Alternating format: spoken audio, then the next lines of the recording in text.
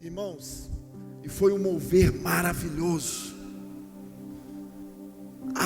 Estava acontecendo a festa de Pentecoste, a festa da colheita. Havia pessoas de todas as nacionalidades naquele dia. E a Bíblia diz que eles começaram a falar como línguas de fogo. Aqueles estrangeiros que estavam lá começaram a entender o que aqueles homens e mulheres estavam falando naquele dia. O dia de Pentecoste. Só que então, a igreja recebe o Espírito Santo e agora ela começa a caminhar, fazendo milagres e prodígios. E nós somos a continuação do livro de Atos. Nós somos a continuação do dia de Pentecoste. Só que também eu quero te dizer algo. Naquela época, havia duas igrejas. Uma igreja que era formada pelos religiosos da época, os sacerdotes, que ficavam nas sinagogas, aqueles mesmos que tentaram contra a vida de Jesus. Só que Jesus agora levanta uma igreja poderosa, uma igreja que não vive de aparência, uma igreja que não vive da religião, uma igreja que agora recebe o Espírito de Deus, uma igreja agora que não é movido por paredes, uma igreja agora que não está presa em um templo, uma igreja agora que é eclésia, que é para fora, que começa a pregar o Evangelho. E essa igreja, ela está reunida aqui hoje. Essa igreja está aqui hoje. Em Atos capítulo 3, verso 1, acompanha comigo aí. Pedro e João subiram ao templo para a oração da hora nona.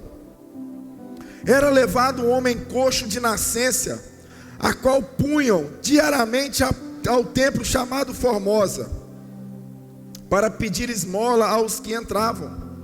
Vendo ele Pedro e João que iam entrar no templo, imploraram para que lhe dessem uma esmola. Pedro, fitando juntamente com João, disse: olha para nós. Ele os olhava atentamente, esperando receber alguma coisa. Pedro, porém, lhe disse: não possuo nem prata nem ouro, mas o que eu tenho, isto te dou. Em nome de Jesus Cristo, o Nazareno, anda. E tomando pela mão direita, levantou imediatamente. Os seus pés e tornozelos se firmaram. De um salto se pôs em pé, passou a andar e entrou com eles no templo, saltando e louvando a Deus. Viu todo o povo a andar e a louvar a Deus, e reconheceram ser ele o mesmo que esmolava sentado à porta formosa do templo, e se encheram de admiração e assombro. Por isso lhe acontecera. Percebe agora? Primeiro milagre da igreja depois que Jesus sobe aos céus, é assunto aos céus. Aqui a gente vê Pedro e João,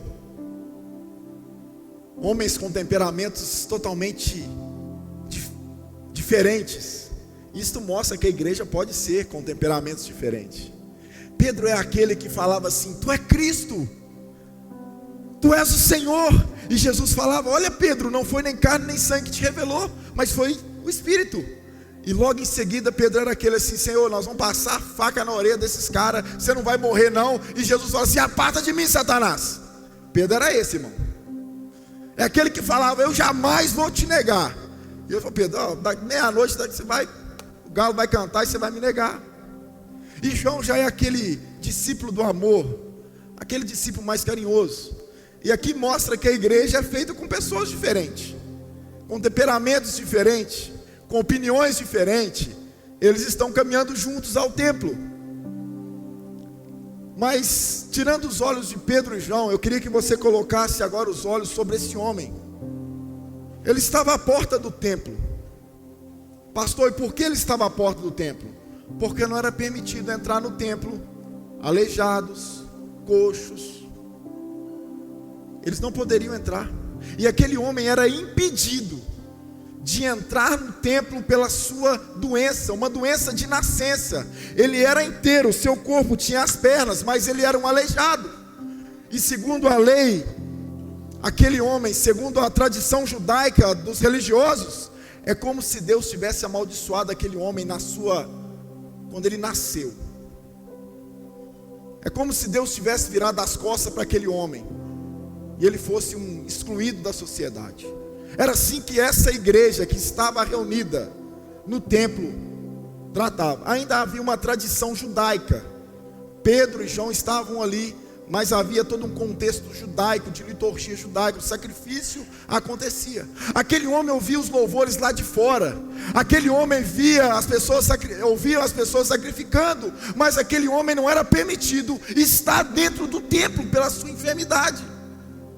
Só que agora é uma igreja viva, é uma igreja relevante, é uma igreja que as paredes não prendem mais, é uma igreja que vai nos lugares, é uma igreja que prega o evangelho, é uma igreja que fala do amor de Jesus, é uma igreja que está cheia do Espírito Santo, e essa igreja começa a fluir, e aquela igreja vê uma necessidade.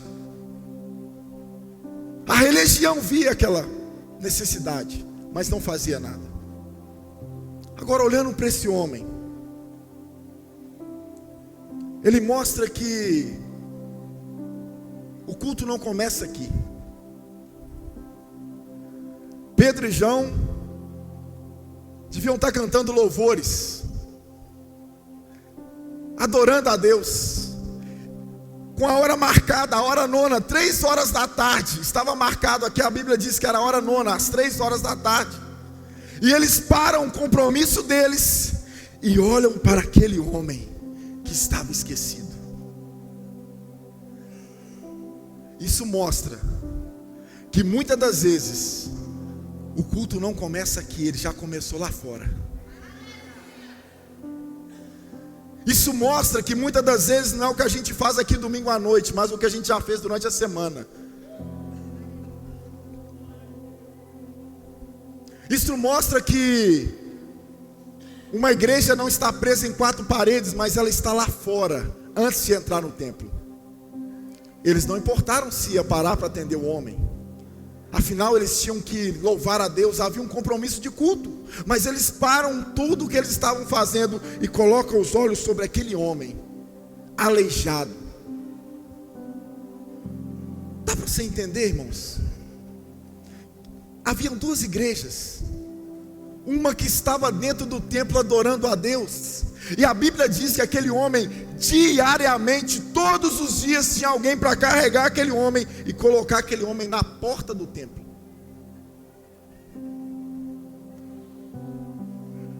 Mas havia uma igreja lá fora que recebeu o Espírito Santo e que viu uma necessidade e que falou: não, peraí, eu não tenho ouro nem prata, mas o que eu tenho eu te dou, levanta e anda.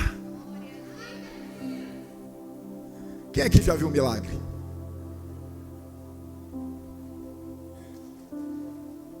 Poucas pessoas.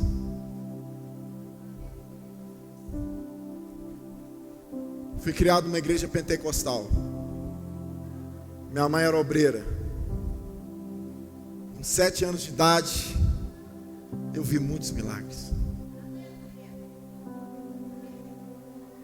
Mas o maior milagre não é um milagre físico. O maior milagre, irmãos, não é um milagre que a gente vê um homem levantando de uma cadeira de roda. O maior milagre não é aquele que a gente vê um paralítico andando, não. O maior milagre é quando a gente vê uma pessoa rendida a Jesus, entregue a Jesus. É quando a gente vê a nossa imundície, o nosso pecado sendo tirado dali, daquele tremendal de lama, e Ele te colocando você sobre uma rocha, com seus pés firmes, e você olha para trás e fala: olha onde Jesus me tirou.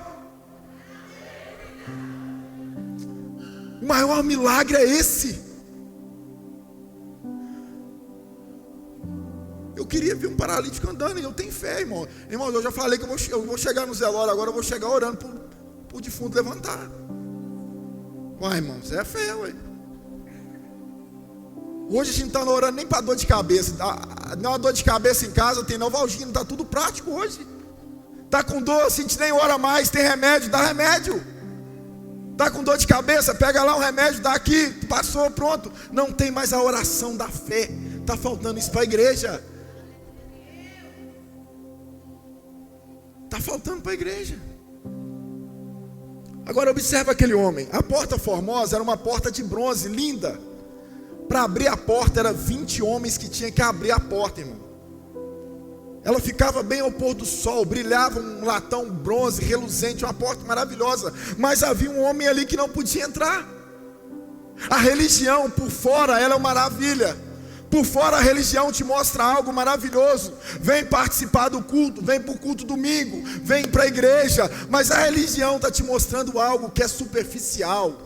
Ei, Jesus quer abrir os seus olhos essa noite, filho. Jesus quer abrir os seus olhos espirituais essa noite, para que você enxergue do seu lado, não o que você está precisando, não o que você não tem no bolso, mas aquilo que tem dentro de você. Se você não tem ouro, se você não tem prata, você possui maior bem que está dentro de você, que é o Espírito Santo de Deus. É o Espírito de Deus. Se for para Jesus, pode aplaudir mais forte.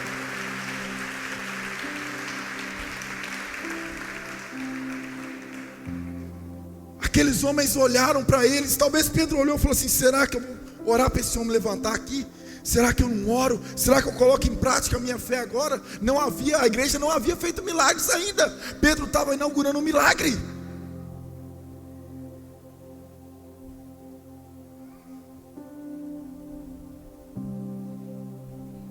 A situação do paralítico. Ele era um coxo de nascença. Ele era inteiro, irmãos, porém não andava. Ele era o povo de Deus que tinha virado as costas. Na tradição judaica, como eu disse, as pessoas olhavam ele como excluído da sociedade. É como se Deus tivesse virado o rosto para ele.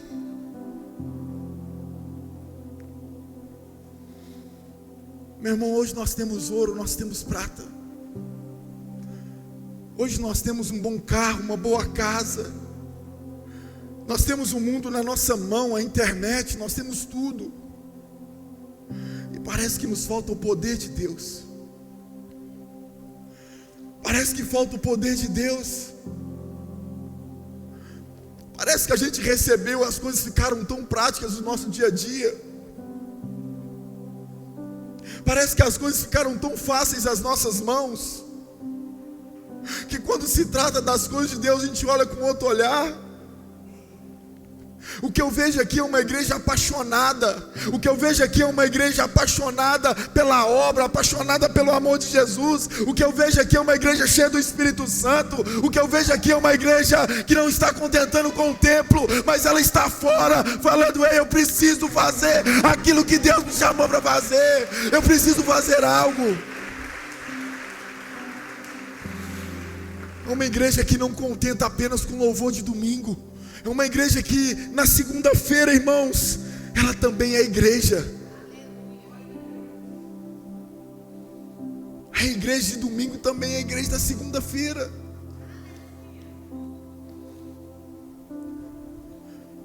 Aquele homem carregava muitas marcas, irmãos. Era uma rotina de miséria. A porta era formosa, porém havia um aleijado e um coxo ali. Ele não podia entrar no templo, ele não podia participar das coisas de Deus. Ele era proibido pela religião de não se aproximar da igreja.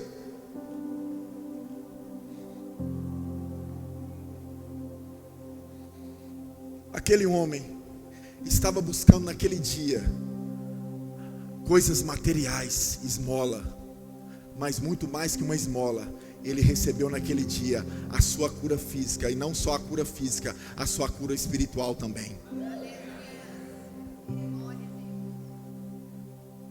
Você vai ver mais para frente que Pedro e João levam aquele homem para dentro do templo, e as pessoas começam a olhar. Os religiosos, a outra igreja, a igreja religiosa, começa a dizer: o que esse homem está fazendo aqui? Não era ele que era o aleijado, não era ele que era o coxo, não era ele que estava enfermo. Era, mas agora não é mais. Porque aonde passa um homem e uma mulher de Deus, eles são capazes de transformar os ambientes que eles passam. Nós estamos tão rasos da palavra, nós estamos tão rasos do poder de Deus, nós estamos tão rasos de nós mesmos, que falta experiência. Falta experiência como essas, irmãos. Experiência de você pregar o Evangelho.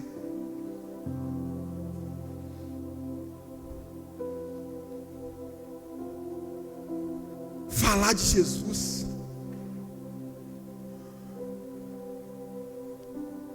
O que aquela igreja fez é excluir uma pessoa, porque ela não tinha capacidade de curar ela, nem física, nem espiritual. Mas o que Jesus fez conosco é nos chamar para perto. A religião, ela vai dizer que você não pode fazer muitas coisas. A religião vai te impedir você de adorar a Deus. Mas o verdadeiro relacionamento de um adorador é aquele que adora, independente das suas fragilidades, independente da sua fraqueza. É aquele que diz: enquanto eu estou fraco, é que eu estou forte. Enquanto eu estou abatido, é que Deus me sustenta. Porque Deus escolheu as coisas loucas do mundo, Deus escolheu as coisas loucas, as que não são, para confundir os que são. Aquele homem agora está dentro do templo com Pedro e João. Pedro é o pai da igreja, é o apóstolo levantado, o primeiro pastor da igreja, é o primeiro a fazer a cura. Muitas das vezes, acompanha comigo aí, versículo 6. Pedro, porém, lhe disse: não possuo nem prata nem ouro, mas o que eu tenho, isso te dou. Em nome de Jesus Cristo Nazareno, anda. E tomando pela mão direita, o levantou imediatamente, e os seus pés e tornozelos se firmaram. E de um salto se pôs de pé e passou a andar, e entrou com eles no templo, saltando e louvando a Deus.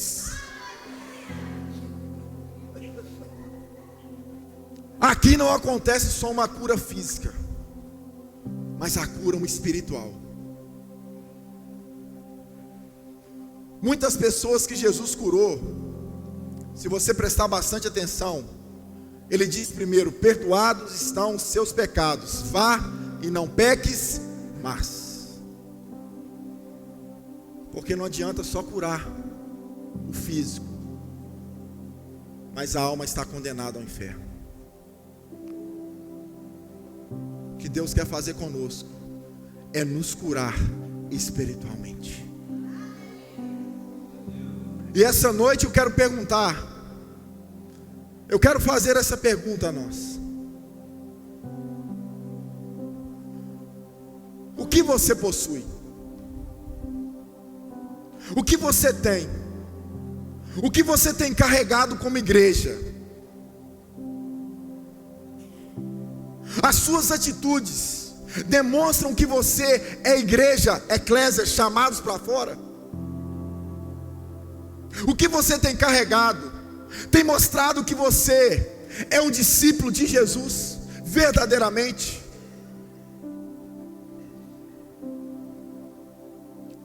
Ou nós acostumamos com louvor de domingo? Ou nós acostumamos com a liturgia do culto de domingo? Esquecemos que na segunda e na terça, na quarta, na quinta, na sexta, no sábado, nós precisamos ser igreja também. A cura desse homem causou espanto em meio à religião. E Pedro faz um discurso dentro do templo. Pedro faz um discurso para outra igreja, a igreja que criticava, a igreja que matou Jesus. Pedro começa a fazer um discurso duro para aquela igreja. Dentro do templo, agora com o homem, toda a religião começa a olhar e questionar o que aquele homem estava fazendo ali. E Pedro começa a dizer para aquela igreja, a pregar para ela. Eu gostaria que você acompanhasse comigo o versículo 13. Versículo 12. À vista disto, Pedro se dirigiu ao povo dizendo: israelitas, por que vos maravilhais disso? Ou por que fitai os olhos em nós, como pelo nosso próprio poder ou piedade tivéssemos feito andar? o Deus de Abraão, de Isaque e de Jacó, o Deus de nossos pais, glorificou o seu servo Jesus, a quem vos traístes e negaste perante Pilatos, quando este havia descido para soltá-lo.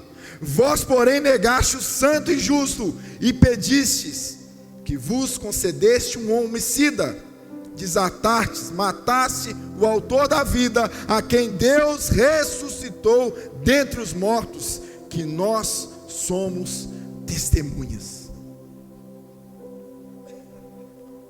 Presta atenção, meu irmão.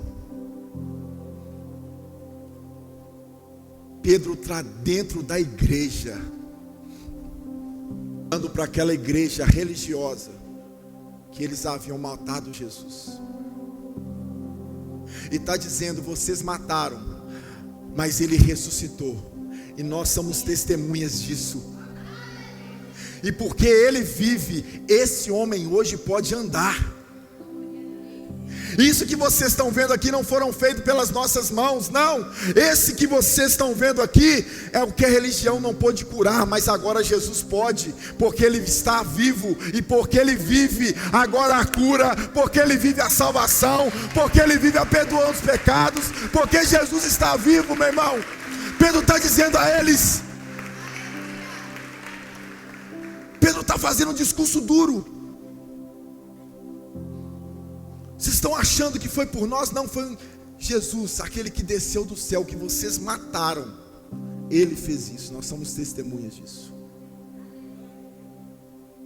Meu irmão, será que nós estamos longe dessa igreja?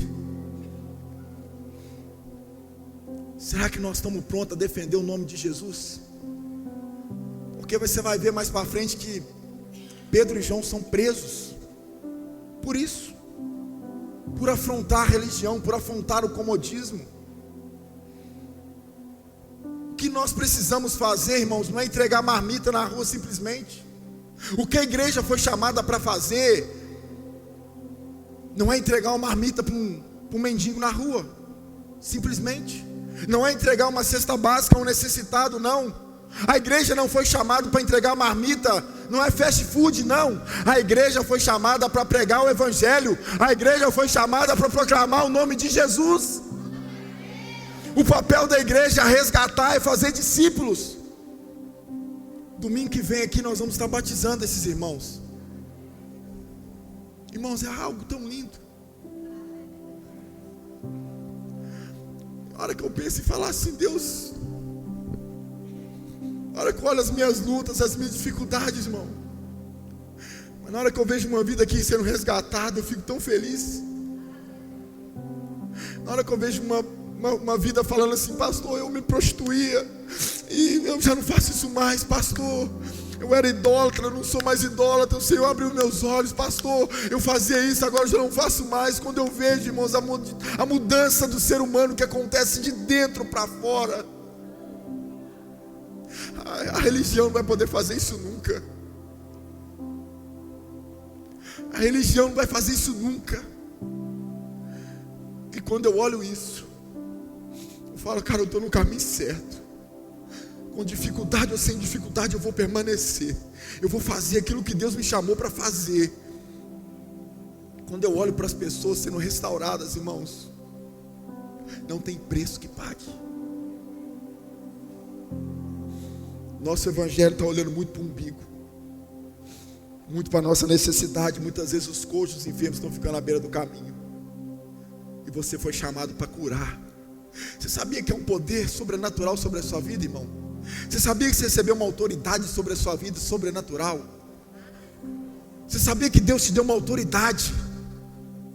Nós vamos começar o carisma, como eu anunciei. Irmãos, eu quero que você faça o carisma, eu quero que você aprenda a palavra, eu quero que você pegue a palavra de Deus e tenha autoridade, que você chegue ao enfermo e fala, seja curado, que você pregue o evangelho, que você receba autoridade, conhecimento, que você onde andar, você proclame a glória de Deus, porque você recebeu o Espírito Santo, o Espírito da verdade.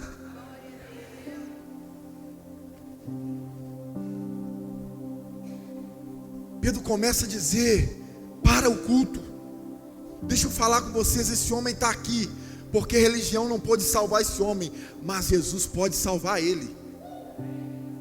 A maior prova de que Jesus está vivo é a restauração de um ser humano.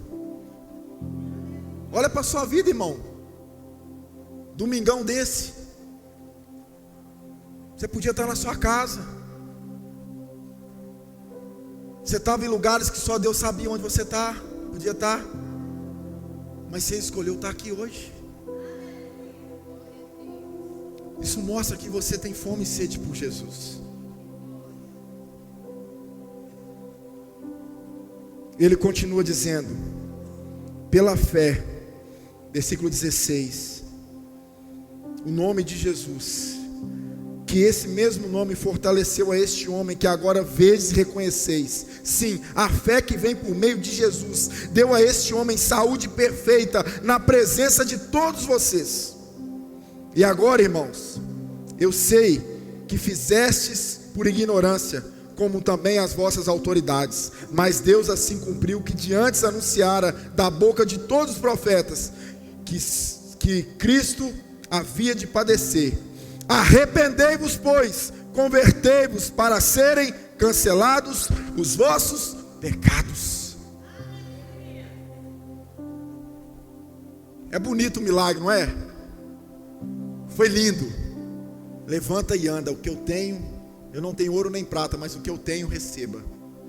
Só que esse mesmo milagre, Pedro está usando lá dentro para dizer: vocês precisam se arrepender. Vocês precisam se arrepender. Nós precisamos nos arrepender, irmãos, dos nossos pecados. Arrependimento é quando você está indo por um caminho e você fala assim: não, eu vou por esse caminho agora, e você anda em outra direção. Arrependimento não é chorar, não é remorso. Arrependimento é mudar de direção. Arrependimento é fazer uma conversão na sua vida. Outrora você ia por esse caminho, agora outrora você desvia e vai por esse outro caminho. Isso é uma conversão. Pedro está usando aquele milagre para dizer àqueles religiosos: olha, que vocês precisam essa noite é de reconhecer os seus pecados. Está aqui, foi Jesus que fez, não foi nós. Mas se arrependam, para que sejam cancelados os vossos pecados. Tudo tem um propósito, irmãos. Tudo está debaixo de um propósito de Deus na sua vida. Uma igreja cheia do Espírito Santo está dentro do templo judaico agora, dentro dos religiosos, falando: olha, arrependam-se. Vocês mataram Jesus, mas Ele ressuscitou, e foi Ele que fez esse milagre. Está aqui, nós somos testemunha. Mas ei, maior que esse milagre que vocês estão vendo, uma coisa eu quero dizer para vocês: se arrependam.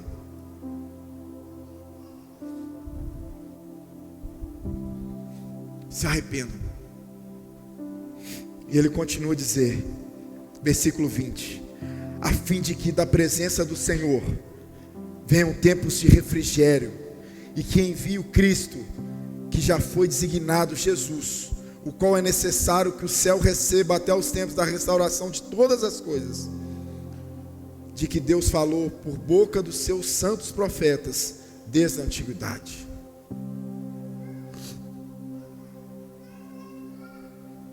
E eu já encerro.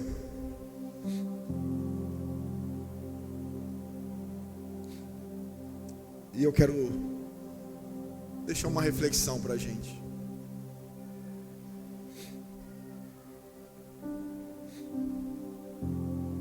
Uma igreja precisa ter visão. Uma igreja precisa caminhar debaixo de uma visão. Quando Pedro chega para eles e diz: olha para mim, olha para mim, olha para mim, olha para nós, olha aqui no olhar meu. Eu não tenho prata nem ouro. Talvez Pedro até colocou a mão no bolso, e ele realmente não tinha. Eu não tenho, mas o que eu tenho, receba. receba, levanta e anda.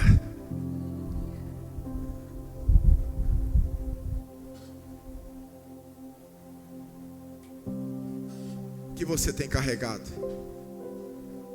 Prata e ouro?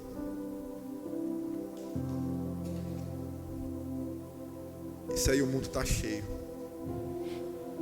Mas são poucos aqueles que verdadeiramente carregam o Espírito Santo de Deus. Você precisa mostrar.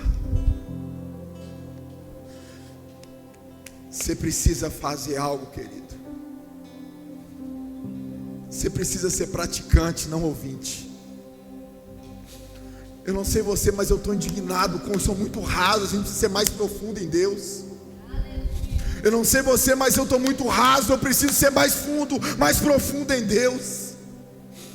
Nós temos que parar de olhar as coisas como são normais. Igreja, nós não fomos chamados para ser normais. Nós não fomos chamados para ver as coisas normais. Nós somos chamados porque nós somos seres espirituais. Está tudo muito normal. Está hora de acabar e hora de começar. Está na hora de você quebrar os protocolos. Está na hora de você começar a quebrar os paradigmas da religião que colocou no meio de nós. Eles pararam, não foram ao templo. Falaram, peraí, é hora de orar agora, a hora nona. Mas tem uma necessidade aqui do nosso lado. O culto já começou. Bora para o culto está aqui. O culto vai começar e ele não vai terminar. Porque quando você sair daqui, você vai levar a glória de Deus com você toda semana, meu irmão. Você vai ser igreja por onde você passar. Por onde você passar, você vai ser igreja. Nós somos a igreja. Se coloque sobre os seus pés essa noite.